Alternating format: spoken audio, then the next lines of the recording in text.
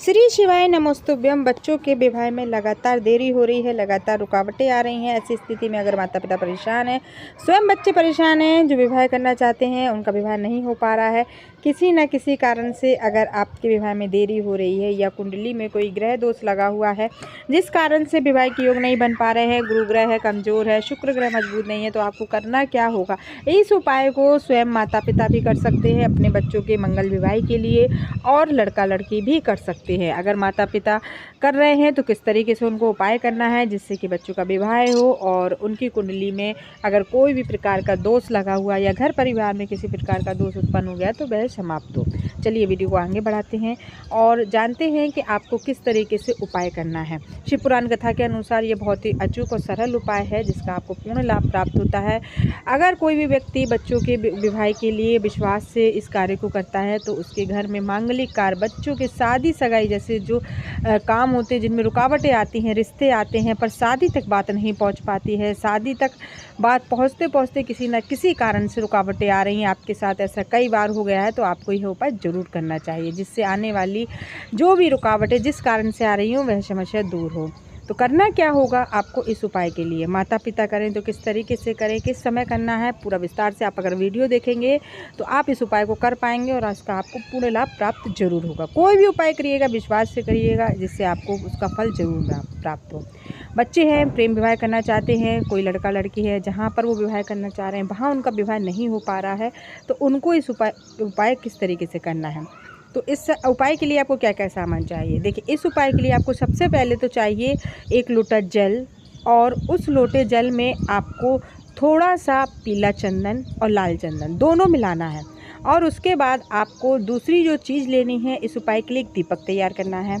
एक दीपक तैयार करिएगा। उसके बाद आपको लेने हैं 3 बेलपत्र। 3 बेलपत्र कहीं से कटे फटे ना हो, बेलपत्र अच्छी तरीके से साफ़ सुथरे हों, आपको गंगा जल से साफ़ करना है। और आपको लेनी है हरी मूंग के दाने, और साथ में लेने हैं 1-1 काली मिर्च।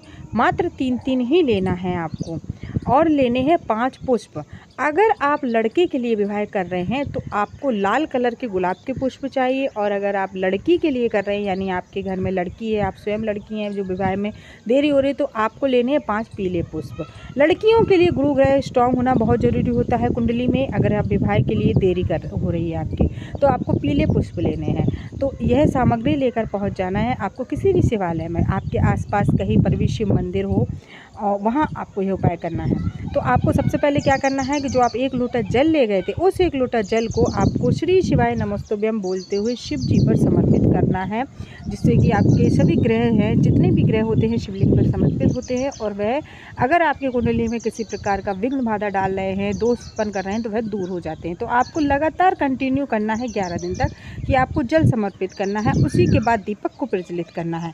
दीपक को प्रज्वलित करते हुए दोनों हाथों को जोड़ना है। दोनों हाथों को जोड़कर ओम सृष्टि कर्ता विवाह क्रूर स्वाहा ऐसा आपको बोलना है कि महादेव हमारे विवाह में आने वाली देरियों को दूर करें और जल्द से जल्द विवाह की योग बनाएं। इतनी विनती कर कर आपको दीपक प्रज्वलित करना है।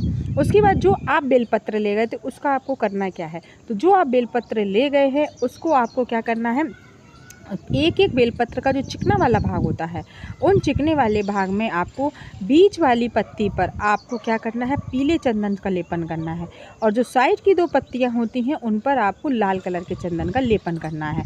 आप मंदिर में ही बैठकर उन पर चंदन लगा सकते हैं, घर से भी आप चंदन लगा कर ले जा सकते हैं। अगर आपके मंदिर में जहाँ आप जाते हैं वहाँ भीड़ ज़्यादा होती है, आसपास बैठकर पहले से ही आप पूरी सामग्री जो है समर्पित करने की तैयार कर सकते हैं। तो आपको पीला चंदन और लाल चंदन दोनों बता दिया है कि जो साइड वाली पत्तियाँ होती हैं उन पर लाल और जो बीच की पत्तियां होती हैं उन पर पीला चंदन। अब आपको इन पत्तियों को अपनी जो बेलपत्र की डंडी का मुख है वो अपनी ओर रखते हुए शिवलिंग पर समर्पित करना है। 1-1 कर तीनों बेलपत्र आपको समर्पित करनी है। और साथ में ही आप जो मूंग दाना ले गए थे, 1-1 खड़ी मूंग का जो दाना होता है वह माता अशोक सुंदरी का जो स्थान होता है, जो माता अशोक सुंदरी का स्थान होता है शिवलिंग में, जो मोटा बीज का स्थान होता है, जलाधारी का स्थान जिसको बोलते हैं, वहाँ पर आपको 1-1 मूंग की दाल समर्पित करनी है, खड़े मूंग की दाल। और जो काली मिर्च आप ले गए थे वह काली मिर्च आपको शिवलिंग पर ही 1-1 करके रख लेनी है, अपनी हथेली पर रखें। फिर श्री सृष्टि कर्ता नम विवाह मुँह करहा स्वाहा ऐसा बोलना है। ओम नमः शिवाय भी आप बोल सकते हैं, श्री शिवाय नमस्तुभ्यम भी बोल सकते हैं। विवाह के लिए विनती करते हुए आपको वह समर्पित करनी है। उसके बाद जो 5 पुष्प ले गए थे आप, तो 5 पुष्प पर का एक एक पुष्प आपको शिवलिंग पर समर्पित करनी है। मन ही मन में आपको अपने विवाह के लिए विनती करनी है। माँ कर रही है तो बच्चे का नाम, गोत्र, उम्र बोलकर स्मरण करते हुए एक एक पुष्प चढ़ाते जाना है। स्वयं बच्चे कर रहे हैं तो वह भी ऐसा करें कि एक एक फूल चढ़ाए, पीला, और अगर लाल ले गए हैं तो लाल। तो इस तरीके का आपको उपाय करना है। तो एक एक फूल चढ़ा दिया है, दोनों हाथों को जोड़कर शिवलिंग पर विनती करते हुए आपको अपने घर वापस आ जाना है। बहुत ही अचूक उपाय है। इस उपाय को सोमवार से आप प्रारंभ करिएगा और 11 दिन तक कंटिन्यू करते रहिएगा। 11 दिन अगर आप इस तरीके का उपाय करते हैं तो विवाह में आने वाली देरी और आपकी कोई भी समस्या होगी वह जल्द से जल्द समाप्त हो जाएगी। वीडियो पसंद आई हो तो लाइक करिएगा, चैनल पर नए सब्सक्राइब करिएगा, कमेंट कर हर हर महादेव जरूर लिखिएगा। ओम नमः शिवाय, श्री शिवाय, नमस्ते।